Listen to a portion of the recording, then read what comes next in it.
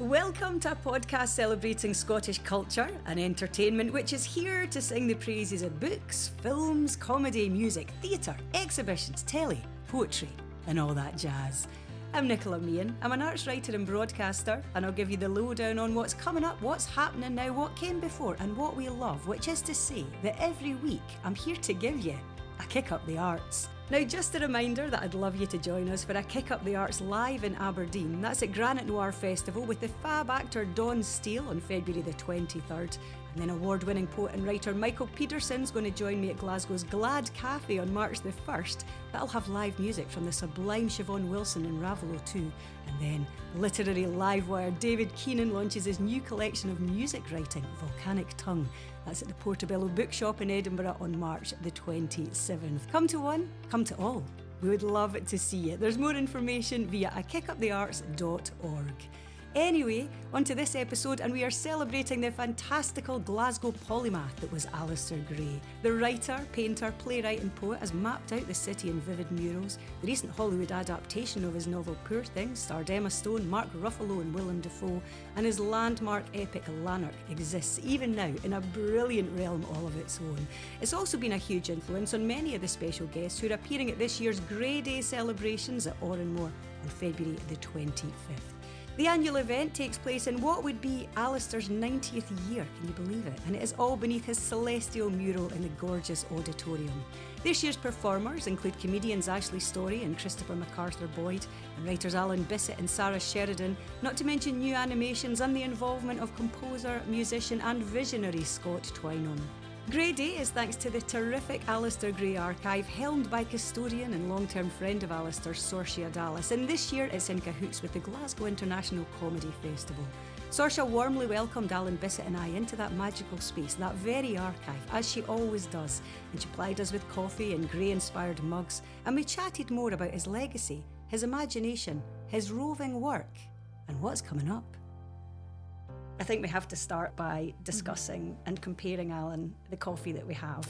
Now, my coffee's lovely, thank you so much, Sorcha, but yours is better, right? Because it's an official Alasdair Gray merch. I mean, that makes everything better. I think you're actually officially the first person to ever have a hot beverage in one of those cups, Alan. Oh, really? Yeah. These are brand new? Yeah, brand new. I feel really special now, actually. Good. We're here to do I that. can taste the spirit of Alasdair Gray in it, actually. No, that's just the whiskey that Sorcha put in it as Notes well. of the 1950s, Glasgow. How does that taste? It Slightly tastes- bitter.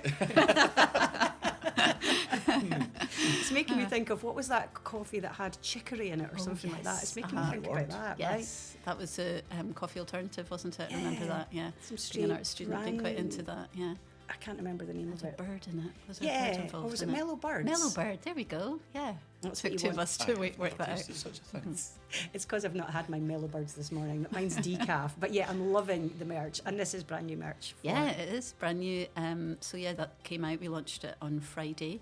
So it's to gather all the race of culture into one. So it's a design that Alasdair made for the Edinburgh Review, but we'd been wanting to use it for a while on something that fits perfectly on a mug. And when I did the retrospective at Glasgow Museums, we did a few Alasdair Gray mugs, which sold out very quickly and were very popular. Yeah. And we heard from a lot of people who owned them, handles were falling off, they were getting chipped. We needed to really consider moving past the totes and thinking about a mug. So yeah, we're really delighted. It's pretty limited edition, but we launched it on Friday and we'll have some, if there's any left, we'll have them available at Grey Day too. And Alan Bissett, as we live and breathe, sampling the first one with a hot beverage. We should say that Alasdair Gray was a big fan of a mug himself, but we're in the archive, the utterly wonderful, magical archive. So we've got a lot of paintbrushes and in tins, and he recycled loads of things, didn't he? Whether it was food tins for his brushes, but over here also he'd use a lot of mugs for his pens. Yeah, he did. So he enjoyed hot and cold beverage. You can interpret what those might be from a mug as well. But yeah, he did like to use them like ordinary recyclable materials. You can actually see a mug over there that's got the handle broken off it, but he was like keeping it for his loose change. He loved anything sort of pickled and stewed, so we've got a prune tin that he kept some of his mugs in, some of his pens in, and then we've also got a few of the old jars like the pickled mussels, so he loved to eat a pickled mussel, and he'd often actually use a leftover pickling fluid to then mix his paint up within, so they're quite a good size though, because you can mix up just the right amount without it kind of drying out too fast. So yeah, he used that too. So yeah, it felt like a nice next thing to add to our merch, the mug. Totally. You're saying you maybe could sense the spirit of Alasdair Gray within your mug, Alan, and within your coffee.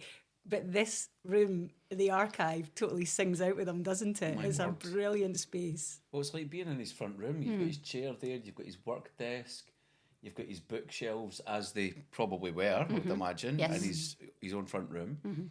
So it's really easy to just imagine that you're him. Yeah, to be quite honest. Yeah. The chair, the rug, it's all part of it. And I think, that's partly why, I mean, I know the name is called the Alasdair Gray Archive, and maybe when people have an idea of what an archive is, it's not necessarily this. They often think of kind of clinical, homogenised shelving with row after row of archival boxes with often quite difficult coding or numbering system on them, so you don't quite know what lies within them. So, really mindful of creating a space that was very comfortable, cosy, like everyone feels comfortable in it, because most often than not people have got a front room or a bedroom that they call their own. So there's that complete levelling of experience when people kind of walk in here. But also I think it talks a little bit about what kind of conditions do you need to be creative within. The ordinary conditions, you don't need to have a studio, you don't necessarily need to be using materials that are incredibly expensive. You can use what you have around you. And that's literally what he's doing, often recycled. But he's also fusing into that and paying notice to ordinary lives and experience that are around him as well. So I think the kind of ordinariness of it feeling comfortable and cosy is something that's really important. And also it allows, I think there's an emotive connection that people have to objects and touching stuff. And of course, we've got loads of people who come in here who are Alasdair Gray fans, but people who often don't know anything about him. And I'm really interested in that. What is the element that resonates with them, and how does that map onto their own story and their own lived experience too? And I think creating unpredictable ways in which people can encounter the collection allows for that. And that's what's been, I think, really positive about the way that I've installed it. Oh my goodness, totally. And also every single time I come in, there'll be something different I see. And I'm sure for every single person, there'll be a little detail that's the thing that they cling to the most. And it is about the ordinary and the everyday. But the other thing about Alasdair Gray is, Alan, yes, it is that, but it's also this completely and utterly otherworldly, fantastical imagination, isn't it? The two things can totally coexist. Well, I mean, if you've ever spent any time reading his books or looking at his paintings, there's this commingling of very realistic stuff based on the city that he grew up in and the people that surrounded him. Very naturalistic, but this other side which is totally bizarre and surreal and unique. And obviously those things are most perfectly encapsulated in Lanark. Yeah. You've literally got a division between those two things. Yeah. But you can see it in absolutely everything he does. That's what makes him special, I think. When did you first encounter him? Because I know you're a Falkirk bairn. I grew up in Stirling. And for me, in so many ways, he completely and utterly enlivened what Glasgow was, what it meant to be, but he probably also defined it for me a little bit, because I didn't know the city so well at that time, and he seemed to bring so much of it to this wild life. Yeah, I mean, I first discovered Alasdair Gray in a book called The Illustrated Book of Science Fiction, and it had a feature on science fiction movies and TV shows, but it also had a feature on the classics of sci-fi literature. So you're going through it and there's Ray Bradbury and Isaac Asimov and people like that. And then I remember the front cover of Lanark looking absolutely nothing like the front covers of any of the other sci-fi books, which all had robots on them and, men with ray guns and stuff like that. And then you get this really bizarre looking illustration. And of course, the name Lanark, I was like, that's in Scotland. What's this? And it had a short paragraph describing the book. And I was like, it registered. I was like, oh, it's Scottish. And when I was at Stirling University, they had his paintings lining the hall of the English department. Okay. So when you're standing outside your lecturer's office waiting to have a meeting with them, you're looking at all these Alasdair Gray paintings, and I recognised one of them from the sci-fi encyclopedia. I was like, Lanark. That's Lanark. And then I just started to hear this name every so often, and obviously I made the connection. But the first work of his that I ever encountered for myself was actually Working Legs, his play. Oh, interesting as your When first. I was a teacher, we took the kids on a school trip to see this play, and none of us knew what to make of it. It was like performed in like a gymnasium. Yeah. You know, like, it wasn't like a big theatre. No. We were all sitting on the floor watching, and I was like, what on earth is this? You know, it just wasn't like anything that I'd ever encountered before. And then I thought, right, I really need to read Lanark. Yeah. And obviously that's you crossed the Rubicon. You know, there's no going back after you've read Lanark. That's so absolutely true. It's like before and after. Yeah, quite. Absolutely. It's like hearing Dark Side of the Moon for the first time or something like that, you know. And you and your Pink Floyd sweatshirt. Uh-huh. Well noted. Had to get that in there. But what about your own relationship with Alasdair, Sorcha, but also with this? Because you mentioned that it is an archive, but it's very much a living, breathing, welcoming archive. Yeah. And you, as the custodian, now even that term, that feels like a very Alasdair Gray job description. I love it. It's kind of sort of woolly enough, isn't it, for people to not quite know what it That means. sounds like it should be a character in Lanark, I the know, custodian exactly, completely of that. the institute. Yeah, I mean, I guess, you know, like anything, what we're trying to do here is, of course, download into what we're doing the ethics of Alasdair Gray and preserve the work first and foremost, but not to kind of limit access, and to make it, to bring it to life, make it a living archive that people are constantly contributing to. And of course, we're here talking to Alan, who's just done that with his creative commission as well. So that's a big part of it. But, you know, within all of that too, I guess, in terms of my kind of way into Alasdair, I come from a visual arts background, so I studied drawing and painting at Glasgow School of Art when there was a Macintosh. I can still, it's hard to think about that building. I can still imagine the smell and the whole aroma of that place. But, you know, I guess in many ways I was walking in the footsteps of Alasdair Gray, and it's a bit of a rite of passage for any art school student, particularly if you're studying in the Mac, you have to read Lanark. So, that was kind of really impactful for me. And of course, living in the West End most of my adult life, going into John Smith's bookshop, picking up his books that way, sort of seeing, used to like to drink in the bar at the Ubiquitous Chips, we never really ate in the restaurant, but would go down to sneak a look at the murals too. So then I guess fast forward to when I had my own gallery, Alasdair was definitely someone that I always felt I wanted to approach, to maybe do a show, but to see kind of where it went from there. And amazingly, he was in his early 70s and had never had anyone managing his visual materials. So I guess I came insane, in. Right? It's insane. But also I guess if you look back now to be a creative practitioner, you know, to have an expanded practice is really part and parcel of what it is to be creative. If you think about Alasdair kind of growing up and studying, he was very out of step with kind of current thinking at the time. I think it almost, many people felt there was a dilution to what he was creating, the fact that he was having this expanded approach across the visual and the literary. He was over and over again told to sort of pick a side in a way and to choose what he wanted to do.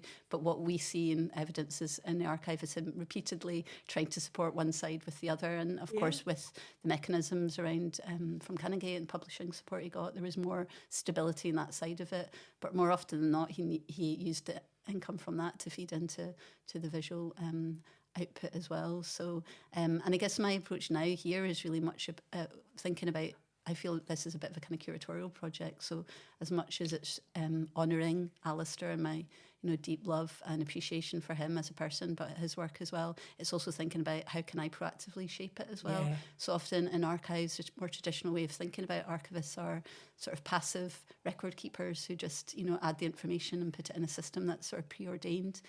That's not really what I want to do. It's not what Alasdair would have wanted either. So it's about how do you proactively shape that with your own kind of ethics that can align to his, but also take it somewhere else too. Yeah, and that's so in line with and chimes with everything he did in his work. A couple of things there you mentioned. One is it was always so intrinsically visual. I mean, his writing's very visual, Alan, right? It's not just that he's obviously on the page and the murals and the actual visual aspects, but everything seemed to very much feed into each other. It was other people who were saying you need to be one or the other, mate.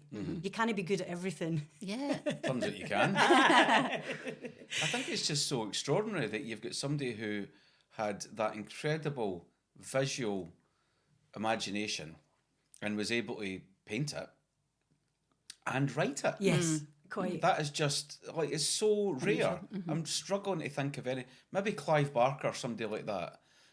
Who's both a painter and a writer, but usually you've got somebody who does one or the other because there's so different skills. Yeah. You know, you're either good with words or you're good with pictures. Yeah. You know, it's so rare that you can do the two of those. And the fact that each one informed the other. Yeah, quite. You know, that he insisted on designing his own books because it would have been very straightforward for him to write the thing, give it to a publisher, they hire somebody to design the jacket. But he saw these things as objects. Yeah. That the book that you hold in your hands, not just the text on the page, but the actual physical object, was itself a work of art, and that he wanted to control every aspect of that. And, you know, the story I was telling earlier about how I first noticed Lanark, it was because of the illustration on the front. Yeah. If somebody else had designed that, I maybe wouldn't even have registered it, to be honest. So true. And That's becomes so Maybe true. wouldn't even be having this conversation now. That connective tissue that everything else builds out from there. But, you know, that goes back to Alasdair's early encounter with words and images, and you know, it's a foundation still for how kids learn to read and write. It's through pictures. They draw pictures, they add connective words, they link them up, and there's stories that form as part of that. But the stories are initially told, and we're taught to depict and understand language through a visual appreciation of that. Alasdair was like, why would you want to not continue to do that for the rest of your life? Because exactly how Alan said, for some people it will be the visual that they're responding to, for others it'll be the words, but they're enhanced by each other. But I think he, you know, talking about other people who do that, I mean, for him, William Blake was always someone, but he knew also Blake was a creative out of time, out of step with his time too, and it's only with you know, perspective that people can look back and look at the significant contribution that he made to culture. But he was, again, someone that was out of step with kind of current thinking of the time. And I think Alasdair probably thought that too. I think he felt that will all this work kind of be fully aligned and people get the expansive way of thinking about it? Maybe not in his lifetime. So I think that was definitely something that he was aware of. Yeah. And it's not as though his work just hung in galleries. Quite. You know, it's out there in Glasgow for everybody to experience every day as part of their life. So when I've tried to speak to people about Alasdair Gray and I mention Lanark, they've not heard of it, I'll say, have you ever been to Hillhead Underground? Yeah. You know that mural? Yeah. Oh, yeah, that. Is that him? So Completely. there's this really accessible aspect to him. He never saw art as an elitist thing, even although he himself was an intellectual and was creating work that had depth and a seriousness of purpose. He didn't see it as just for academics to study. It was for everybody. Completely. And, you know, that's so true. You've reminded me. I think it must have been around about the time of Poor Things, the film. And, you know, my kids are aware of Alasdair Gray in as much as there are books in the house or we have got prints or, you know, I'll mention his name. But I also find that, you know, your kids learn what they love in their own time. If you try and hammer it home, it ain't going to happen, right? So they're aware of him, but they didn't put two and two together. Suddenly they were fascinated when I was going to be interviewing Emma Stone and Willem Dafoe, right? And Mark Ruffalo. Oh, who is this? So when I tried to explain, and it was my husband John eventually said, you do know his stuff when you come out at the Hillhead Underground. And they both went, oh, right, the Glasgow guy. Yeah, the Glasgow guy. They recognise his work from being around Glasgow. Yeah, it kind of permeates, doesn't it? Totally. And in a way, I feel like now I can't look at Glasgow without thinking of an Alasdair Gray drawing of it. I mean, we're actually sitting in the archive looking out on the landscape when we're talking about Lanark. That second pylon up there, it was at that spot that Alasdair wrote that famous passage in Lanark, which almost gave Glasgow its creatives and ordinary citizens permission to use it as a creative city, as a city of the imagination. Yeah. You know, I feel like I look round the corner and I see Glasgow University and I can't help thinking about the SPT Hillhead mural and Alasdair's incredible drawing of that too. So I feel like the whole city, of course there's artworks out there that are still exist that you can go and visit. There's some within people's flats or some that have kind of subsumed themselves into the urban folklore of Glasgow. You know, they're in derelict buildings, or someone thinks they maybe went to a party on that street and saw an Alasdair Gray mural. Who knows? We won't know the full parameters of it all. But I also think there's ordinary sites and places that, you know, the Necropolis is another one. Park Circus now, obviously, with everything within Poor Things. There's, you know, that's what the gift that he's given Glasgow and all of us, really, the imaginative potential that this city can hold, and it's really up to us what we do with that. You almost can't imagine him being from any other city. Yeah. It's like in the same way you can't imagine the Beatles being from anywhere except Liverpool or Martin Scorsese being for anywhere except New York. Yeah. You know, he's distinctly Glaswegian. Yeah. It wouldn't work if it was Edinburgh. That's so absolutely true, and it works both ways. Glasgow to Alasdair Gray and Alasdair Gray to Glasgow. Yeah, that's an inextricable kind of link there, isn't there? Absolutely. Yeah, quite. And it seems to get more and more bound. And the murals we're talking about and this sort of street art and this accessible art have fed into two of the commissions at this year's Grey Day. We'll come to them, but first of all, let's speak about Grey Day on a bit of a sort of wider realm, if you like, because again, this leaping off point, because of course there's the you know, the list or the book of plagiarisms at the back of Lanark. You know, he's the first person to say, yeah, dig deep on what we've got and absolutely leap on from it. Yes. And in many ways that's what Grey Day does, right? Yeah, it does, absolutely. It's a real celebration. So it started in 2021, that was the first year, and it was really about thinking about how could we celebrate Alasdair's sort of life and work. And, it was with Canongate. So it was actually Alan, who works in Canongate, who came up with a great name, Grey Day. So we have to keep props to Alan for that, because it's perfect. And I guess we did always think of it like, well, first of all, it was thinking about sort of Bloomsday with Joyce in Dublin. How could we do an annual celebration of Alasdair's work? But also, Alasdair wasn't around anymore. We were in the midst of the global pandemic. So it's thinking about how could we connect and celebrate him. He died late 2019. We went into COVID sort of March time onwards. The first sort of main celebratory sort of memorial event for him was planned for iWrite. That was cancelled, as was everything else. So, that first year it was about digitally kind of coming together to celebrate him, which happened. But I guess the first live version was in 2021, and it was Noiriki who put that one together at Oramora. Of course, there's no better venue under Alasdair's sort of Sistine Chapel of the West End, really, his master artwork. And then since sort of 2022 onwards, we've been delivering it at the archive, and it has been a great opportunity for us to weave the different strands which we do here, the sort of public engagement, the education, but the creative commissioning as part of that. I mean, there's so much to Alasdair's work. I think that's what we're kind of skimming the surface here, just how polymathic it is.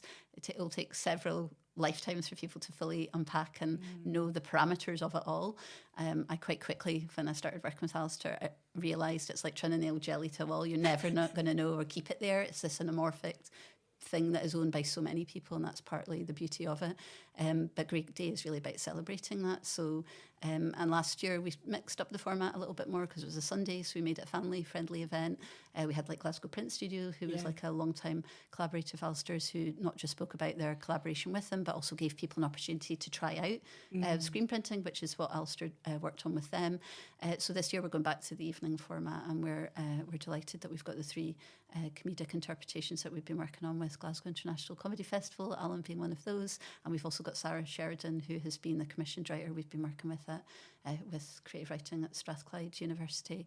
And so her and Ashley's works have a kind of affinity because it's exploring the mural aspect of his practice, which we've got some support this year from Glasgow City Heritage Trust to pull together into an interactive website, and we're creating a walking tour as part of that as well. So it feels like quite a timely moment to go back to, in a way, the origins of, he's not formally trained as a writer. It's, as Alan mentioned, he's a visual artist, comes from a mural making tradition, so it feels really appropriate also because for most people, if you mention other Alasdair Gray stuff, but then you mention a mural, they'll say, I think, they know that. That's often a leveller and an entry point. Yeah. So it felt like a central part of his work that we really need to celebrate further. Yeah, quite. So I think it was a couple of years then, it must have been, you were hosting Grey Day, Alan. That was a brilliant night. Jill Lorien, Michael Peterson, Chitra Ramaswamy, Bernard McLaverty, Rog Glass. It was a fine party. I'm probably missing people. It was all wonderful. And it's fantastic that you're back now with this commission. So tell us about the sort of heart of that, if you like, because we're speaking about the murals, but also there's a visual that kind of spurred you on as well, isn't there? There's this photograph. That's right, I can see it from here. It's Billy Connolly at the launch for Lanark in the Third Eye Centre in Glasgow in 1981, getting his book signed by Alasdair Gray. And I've always loved that picture because they're 2 heroes of mine. I absolutely worship at the feet of both of them. But they're also so intrinsically linked with Glasgow. Yeah. Both iconically Glaswegian and very, very different. The media that they worked in were completely different. If you look hard enough, there is a kind of underlying sensibility about they both respected and uplifted the ordinary Glaswegian. That was part of their art. But in terms of the execution, they couldn't be any more different. And I've always thought, first of all, how did Billy Connolly end up there? What was he doing at the launch for Lanark? Yeah. Because he's not the sort of person you would expect to be at the launch for this really heavyweight literary novel. And he's really struck gold by this point, right? Billy Connolly's like a household name across the world by this point, because he's got his kind of folk history, if you like. We're way beyond that. Yeah. Yes, aye. He's already famous at this stage. But also, what did they talk about? I've always wondered what they actually spoke about. How did they get on? And obviously nobody knows, because I wouldn't imagine anybody who was privy to that conversation is maybe available for me to find and speak to. So I've had to kind of invent it. So I've written this play called When Billy Met Alasdair, about the build-up to that night, following the lives of both men, their careers as they're developing, their personal lives as they're developing, and right at the end, we get the conversation that they had as Billy was getting his book signed by Alasdair. And that's going to be on at the Scottish Storytelling Centre at the Fringe. So I'm doing an extract of it at Grey Day. Brilliant. You know, not the whole piece. Yep. The whole piece will be an hour long. But an extract at Grey Day and at the Glasgow Comedy Festival next month. Okay, so I've obviously not seen it performed yet, but I was lucky enough to read what you sent through, and thank you so much for that. I absolutely loved it. Even when you were describing it to me there, honestly, it was like giving me shivers. It really struck a chord for lots of different reasons. But one of them is, you're right about ostensibly what they did, you know, the ways in which they explored Glasgow. And again, Billy Connolly, you can't take that man out of Glasgow or Glasgow out of Billy Connolly either. You know, they're very similar like that. But I'm interested in the ways in which, as you started really reflecting on them both, there's a lot of maybe more similarities, even in their kind of characteristics and their backgrounds, than we would ever imagine, right? Aye, and that's what I wanted to kind of tease out. Because Billy Connolly, I mean, obviously I had to research this, and I've read various books by him and about him, especially the one written by his wife. And it turns out he's actually a huge reader. You know, he's read a lot of the classics of literature. He's a very intelligent man. I mean, you can sort of see that in his comedy. I mean, he's got broad appeal and he's got the common touch, but there's clearly an intellect at work there. And so it's maybe less surprising that he was at the book launch for Lanark than I'd initially assumed. You know, he might have been aware of Alasdair at the time and you know, curious about what this book was. But in terms of their lives, I don't want to say too much about it, but Billy's life was quite chaotic because he spent most of it on the road, and he was, you know, a bit of a hellraiser. And Alasdair's life was chaotic. And I thought, well, if I'm going to try and find some point of connection between these two men, it's not just in the work, it's also in the way that they've gone about living their lives. And I had to try and find some aspect of the conversation that meant they connected, that they bonded in a moment, but also had to be realistic. That conversation probably didn't last any more than 5 minutes because everybody in the room was there to speak to Alasdair. Probably everyone in the room wanted to talk to Billy as well, for that matter. You know, so I had to find some way of making sure they had a conversation that felt realistic, not just superficial. And that they found some way of bonding, and I thought, well, if I tease out what was going on in their private lives at the time, and these lives aren't necessarily private because they've, you know, they're public knowledge. Billy's written about it, and his wife's written about it, so I figured it's probably all right to investigate. How did they connect? How did they recognise each other as artists and as men? You know, what was going on in their eyes and in the conversation. But the interesting thing is, I mean, you knew Alasdair, you know, you had spent time with him. Perhaps the obvious response would be to somehow reflect on that, but this is a much more interesting sort of like this leap of imagination, which feels like in the greatest spirit of Alasdair Gray ever.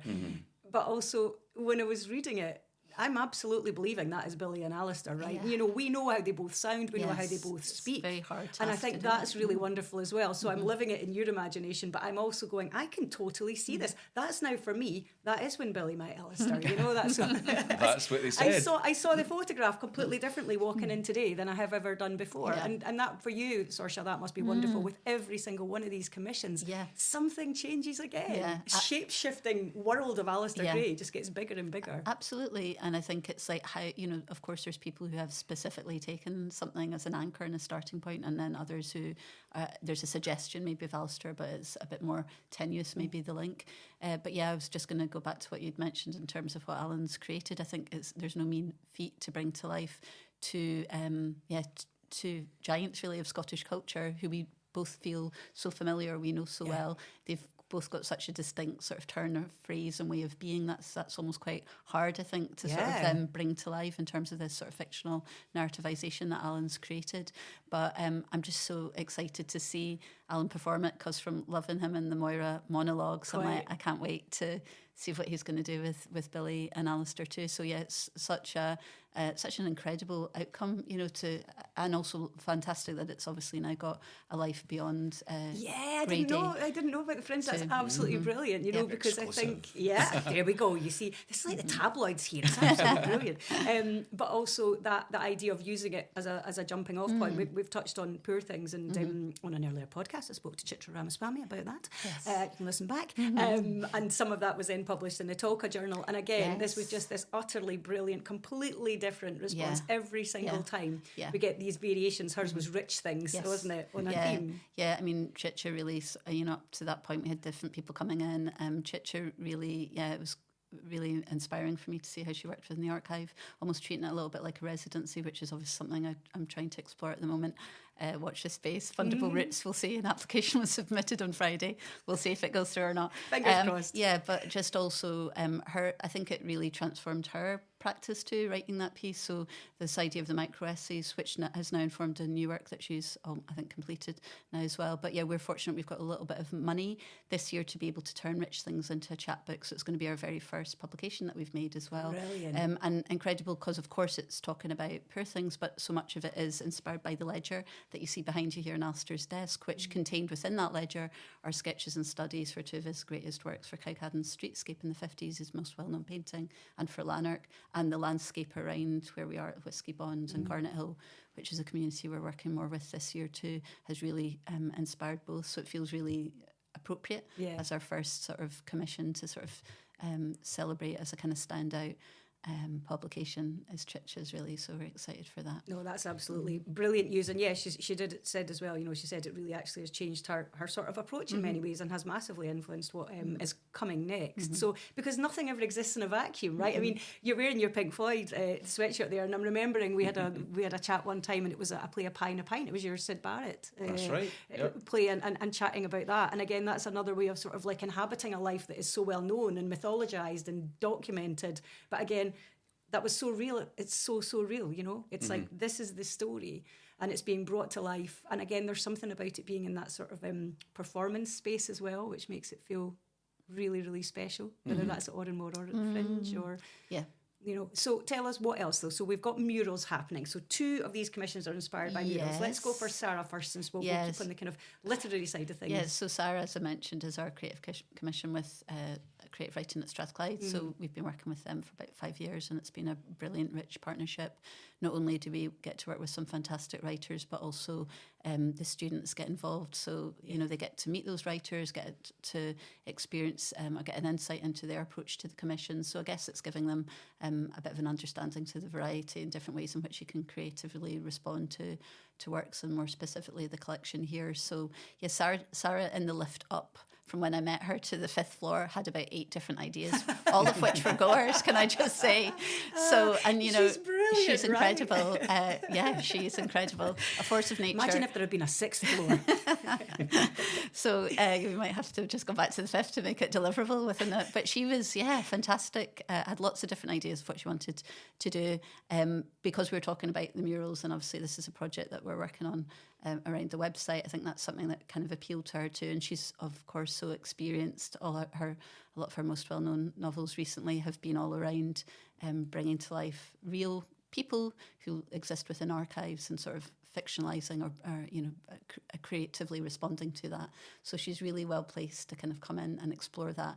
But a nice little crossover with Ashley's piece, but also actually with Alan's, because she does bring to life, I'm not going to spoil it, in liminal form, a voice of Alasdair Gray. So again, for her, she was saying that is almost the biggest challenge. How do you write, how do you fictionalise a conversation with a real person?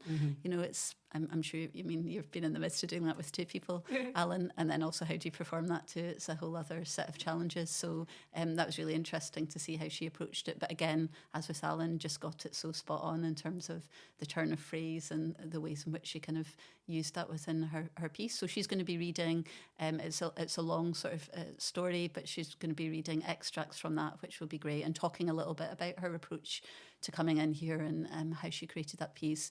Of course, we've got Alan, who's working on the When Billy Met Alasdair piece. We've got Ashley Storrie, who's been recording around some of the murals in the West End. She was out filming at the Ubiquitous Chip and also at Oranmore, and was also in here filming at the archive. And so I think it's her kind of alternative guide to Alasdair Gray's artworks, really, which is brilliant. And I feel so many people do that. When you look at an Alasdair Gray picture, you start to build up almost what is the story, what these little micro narratives that are happening. So she's kind of doing that, which will be, again, fantastic. And it will be a digital response. And then Christopher Macarthur-Boyd's been in here. He's coming in again this week, has been really exploring different parts of the archive, really in particular liking the letters and correspondence and the old press articles around Alasdair. Okay. So he's a big Alasdair fan. So I feel from what he's spoken about so far in terms of comedy, often with audiences, he's thinking about a kind of, a common ground in terms of being able to connect. I guess this is quite a niche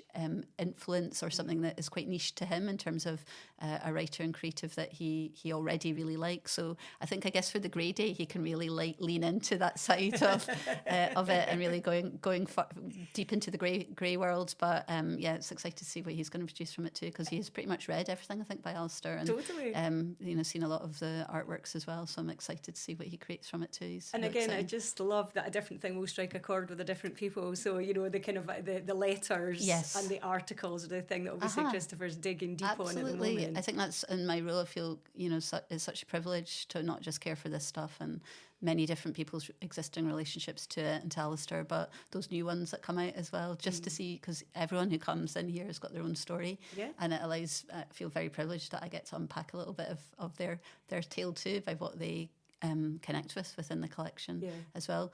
Also to say that we have got some new animations too by Scott Twynholm, who created the soundtrack for A Life in Progress. He's very kindly allowed us to use that audio for a series of new animations. And with that the was fourth incredible, year. Incidentally. That I'd forgotten about A Life in Progress for a little while and went back to it, and God, it's wonderful. Yeah, because there's an updated version that Kevin screened last year with some new footage, interviews with May Hooper and Bernard McClaverty. So there's a new longer form version of it that's available now. But this has really been built off. We've been working with communication design students in the animation department with the tutors there, Mark Baines and Ross Hogg, and that is really off the back of Michael Pedersen's poem, which Michael then worked with them on a series of animations inspired by his poems, and included within that the Armchair Monologues, which is a piece he made for us, and Callum, who made that piece. It was incredible. So we were really keen to explore that more widely, and again, it's lovely what they've been creating, really varied too, which is exciting. Animations, of course. I do love the fact that this is very much tied in with Glasgow International Comedy Festival this year, and the way in which, again, it just shows how far and how strongly Alasdair's imagination still impacts on everybody, all artists. So, you've got these two absolutely brilliant comedians, Alan, you've got Ashley and you've got Christopher, and they have said, at length now, how much they absolutely adore Alasdair Gray. Christopher's just like, I Lanark, but everything else, he'd carry a book about in case he met him so he could get it signed. And Ashley, again, just being so completely moved by the fact that for her, in many ways, he defines Glasgow. So you've got, even like from a comedian's perspective, from a performer's perspective, and for you, it must be interesting, because you came from being an author, and you mentioned the Moira monologues, to being a performer, to being obviously a playwright, but comedy very much part of that as well. Like, did you envisage that that's how it was going to go? Because you don't sit there and go, I think I'll have a multifaceted career. Now I've left Stirling Uni. No. Maybe you did. Maybe you did. You never plan these things out. You just do the thing that's in front of you. Yeah. And every so often, if you're going to develop, every so often you have to push beyond your boundaries a bit. No so far that you're totally out your depth and you haven't a clue what you're doing. But you think, well, I've written a novel now. Why did I try writing a play? Oh, I've written a play. Why did I try, doing a poem? And sometimes you find out you're not very good at something, and you're like, actually, no, I'll leave that. But you discover new parts of yourself. Obviously, I've never expanded my horizons in the way that Alasdair did. Nobody has. But I definitely feel like I've had an interesting career now, and I've done enough different things. Yeah. But yeah, there's loads you would never have seen coming. My first novel was published 24 years ago. So the very fact that I'm still here, I'm very grateful for. So, but I looked at the sort of stuff that Alasdair was doing, and it was clear that he didn't recognise boundaries. And that gives you permission to just try things, break stuff, make a mess, see what happens. Absolutely, I think it's a really important part, isn't it? Determination and failure. 100%. Yeah. And also, even what you're saying, looking around us, this is utterly wonderful, but it's, the furniture's a bit trashed, everything's a bit scraped. That's totally it. It's the process, right? And it's all a work of art because of that. Yeah. We're literally sitting in one. Yeah, and I guess it's most of the stuff has been salvaged. So in that way that Alasdair was like noticing maybe overlooked, marginalised people in histories, he's doing the same stuff with materials that he's using as well, which I love. I mean, obviously that's born into economics and the fact that he's terrible. He's great at making work, but not about making money from his work, and that's not the driver behind it. But, you know, again, like that old desk that's been with him since the early 70s, it was out by the bins with only 2 legs on it. Most people were like, well, that's not a functional desk anymore. But Alasdair was like, well, if you turn it up and drill it into the wall, that's a perfect desk. Yeah. So it's all about your perspective sometimes, isn't it, on these things? So that's so true. Every time I come in here, though, I fall for that, the jar of prunes. There's just something, I don't know, there's something so tangible. It's because you can, historically, you can recognise the label from a place and time that makes it somehow so much more real, doesn't it? It's got that kind of post-war, hasn't it? The pickled fruit. And I remember my gran having that, loving her sort of pickled prunes to keep her regular, all that kind of stuff. So yeah, that's exactly it. There's a lot, and honestly, I'm waiting for the commission that responds. In fact, there's probably been references to actually. Yes, Chitra mentioned the prunes because that really connected to her mum. Her mum used to keep her pens in a similar recycled tin, and obviously she lost her mum over COVID, and that idea of like get what goes back to what we were talking about earlier, the emotional prompts and triggers that you know, materials can hold. And I guess often in archives the material stuff is prioritised for conservation but not for people to touch and handle and explore in that way. So we're kind of flipping it around a little bit. And also, you know, it goes back to even what Alan was talking about with that photo. You know, just as well that didn't happen in a time where there was phones and archives, because that whole moment is almost completely too saturated, isn't it? It's the idea of how can that moment in time, whether it's preserved in an object or a photo or whatever it is, there's so many ways in which that in itself can be taken and explored creatively. So yeah, I do love that the 2 formative moments for you, Alan, really were seeing that cover of Lanark in the sci-fi, you know, so even though we're all immersed in and in love with his words, it was that image.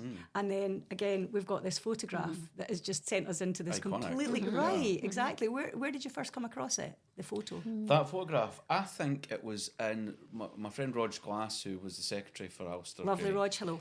Shout out to Rog. Always.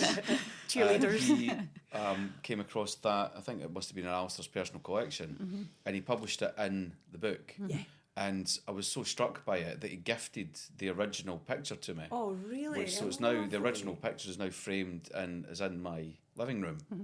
And as far as I'm aware, I'm the legal owner of that. But you've just said it on the podcast. I would never charge anybody any money to use it, because I didn't take the picture, you know. I thought you were going to say even to see it. Take them in one at a time into my living room. I'd pay. I think when the CCA actually in Glasgow, which is where that picture was taken, the old Sara Centre, they'd said that they wanted to reproduce that image on the wall, and they asked my permission, and I was like, well, do what you want with it, you know. I'm not going to stop anybody using it. But if you could make a donation to the Alasdair Gray archive, because I'm sure they could be doing with it. Yeah, it kind of belongs to the people of Glasgow somehow, doesn't it? Yeah. Like Alasdair. But it's so lovely again that Rog then comes back to it, and it's these moments, isn't it? It's these connections, and that's the other thing. Everything is so interwoven, and everyone is, including Billy Connolly and Alasdair Gray. Totally. I mean, I feel like a lot of people who are close to Alasdair, he left a very distinctive Alasdair-shaped hole when he passed away. But, you know, there's lots of people like I'd known Rog kind of through Alasdair, knew other people, but weren't, you know, the connective tissue was Alasdair. And then when he's not there anymore, it forges those relationships in a different way. So, yeah, really thankful that, you know, Rog in particular is a great collaborator and friend in all things Gray, really. So he's, been a real dream to work with on the creative commissions, which Sara is part of. So, and that, you know, never-ending enthusiasm that we have for Gray's work. You know, he's about the only person that I can, if something really odd comes into the archive, guaranteed I know who's going to react in the same way to me. It's Rog. You can properly geek out with him. And maybe you too, actually, Alan. I'll put you in that group chat, shall I? That's fine. But thank you also to you, Nicola, because you're going to be hosting this year, and we're really excited for that as too. But yeah, their tickets are selling fast. So if people are keen to come along, please get onto them this week, because I think there'll be hopefully a sold out sign going over the poster by next week, which would be great.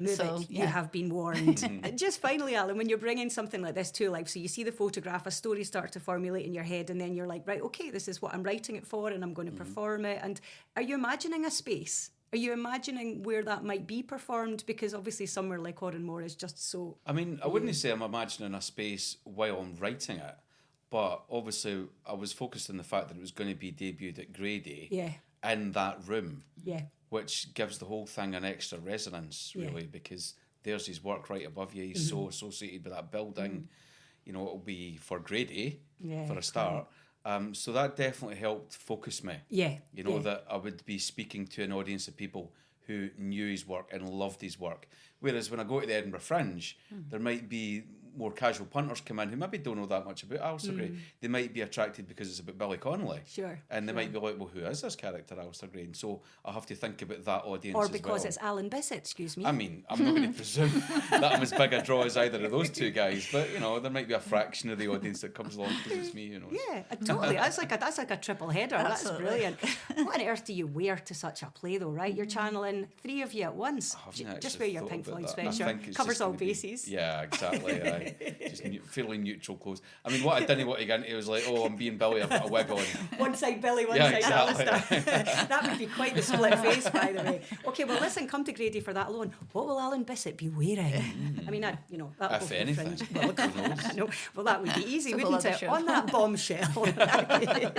Let's get some more coffee. I'm going to try my next coffee in the Alasdair Gray mug. Fantastic. Thank you so much for our mugs as well, Sorcha. No problem. And thank you both so much. Cannot wait for Grady. Thank you. Easy Thanks for me a to lot. say. I don't need to do the hard work. Cheers. Thank See you later. you. Alasdair Gray archive custodian Sorcha Dallas and author, playwright and performer Alan Bissett chatting about, among other things, this year's Grady, which is at Glasgow's Oranmore on February the 25th. Grab tickets now if you fancy coming. They are moving fast. And there will be more action from Alan, along with Ashley Storrie and Christopher Macarthur-Boyd at Glasgow International Comedy Festival in March. You can listen back to Chitra Ramaswamy chatting about the impact of responding to Alasdair Gray's Poor Things via the brilliant Rich Things on an early episode of A Kick Up the Arts. And don't forget to get tickets for the live podcast recordings with Michael Peterson in Glasgow, the Glad Cafe on March the 1st. Before that, I'm in Aberdeen at Granite Noir with actor Don Steele. That's on February the 23rd. And then David Keenan at Portobello Bookshop. That's on March the 27th. I would love to hear from you anytime. You can find me on social media or you can email Nicola at akickupthearts.org. And in the meantime, I'm away to get some more free bookmarks made for the live events. Come for those alone. Bye for now.